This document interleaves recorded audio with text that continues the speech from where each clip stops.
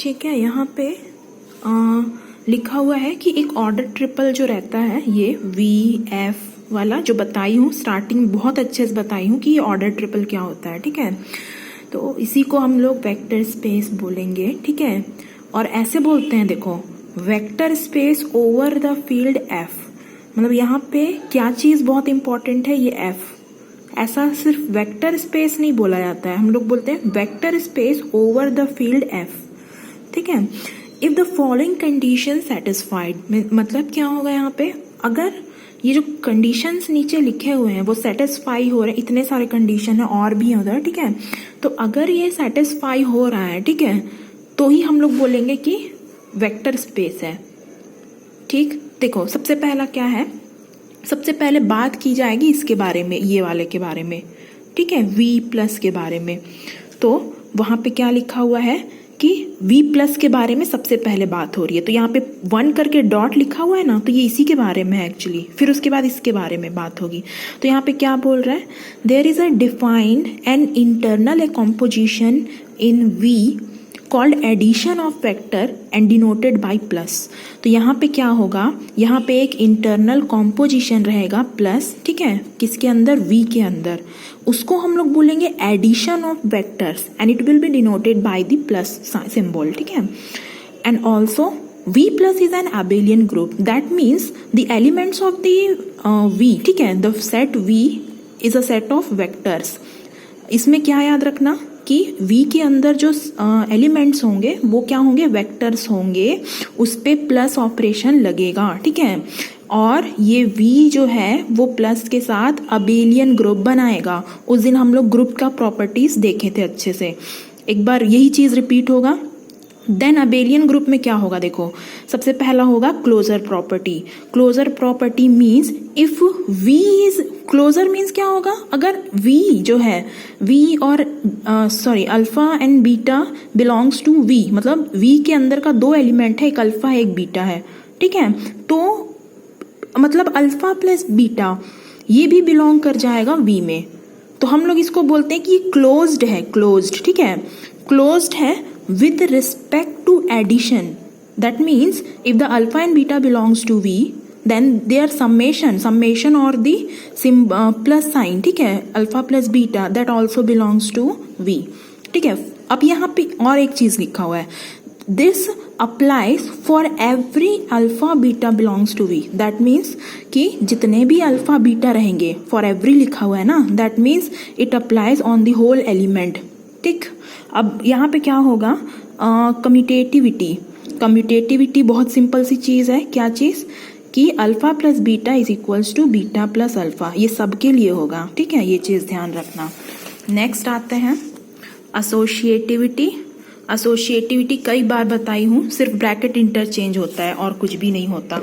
ठीक है, तो यहाँ पे होता है alpha plus beta is equals to gamma, alpha plus beta plus gamma, ये देखो यहाँ ब्रैकेट लगा है, इस बराबर करके यहाँ ब्रैकेट लगा हुआ है, इसी को हम लोग बोलते हैं एसोसिएटिविटी। ठीक है, कुछ भी इसमें मुश्किल नहीं है। नेक्स्ट क्या है, एग्जिस्टेंस ऑफ आइडेंटिटी। ठीक है, एग्जिस्टेंस ऑफ आइडेंटिटी मीन्स क्या होता है, हम लोग को अच्छे तरीके से पता है कि प्लस के लिए आइडेंटिटी होता है 0, डॉट के लिए आइडेंटिटी होता है 1। ये कैसे होता है, किसी भी नंबर को अगर 0 से ऐड करें तो हम लोग को वहां पे वही नंबर वापस से मिल जाता है, तो मतलब प्लस वाले साइन के लिए आइडेंटिटी जो है वो होता है 0। किसी भी नंबर को 1 से इंटू करें तो वापस से वही नंबर मिल जाता है। तो इंटू वाले यानी कि डॉट के लिए आइडेंटिटी एलिमेंट होता है 1, प्लस के लिए 0, डॉट के लिए 1। ठीक, तो यहाँ पे लग क्या रहा है, प्लस साइन लग रहा है। ठीक है, V में प्लस साइन ही लगेगा, तो प्लस के लिए आइडेंटिटी क्या होगा, 0 होगा। So there exist a unique vector, there exist a unique vector 0 called 0 vector और द ओरिजिन इन V, तो उस 0 को ही हम लोग बोलेंगे कि वो 0 वेक्टर है, वही आइडेंटिटी एलिमेंट है। ठीक है, और उसको ओरिजिन भी बोला जाएगा।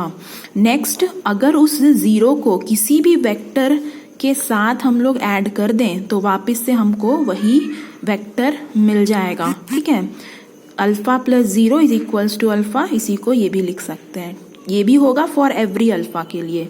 ठीक, एग्जिस्टेंस ऑफ इनवर्स, ये क्या होगा?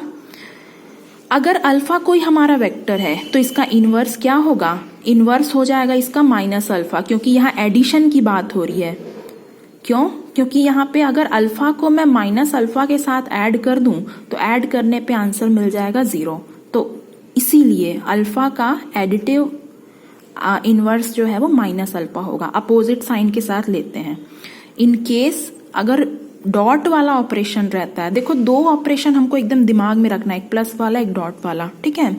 डॉट वाले के लिए जो इनवर्स रहता है वो 1 में होता है, ठीक है। प्लस वाले के लिए ऐसा होता है, नेगेटिव साइन, प्लस है तो नेगेटिव साइन, ऐसा करके, ठीक। तो ये क्लियर होगा मेरे ख्याल से।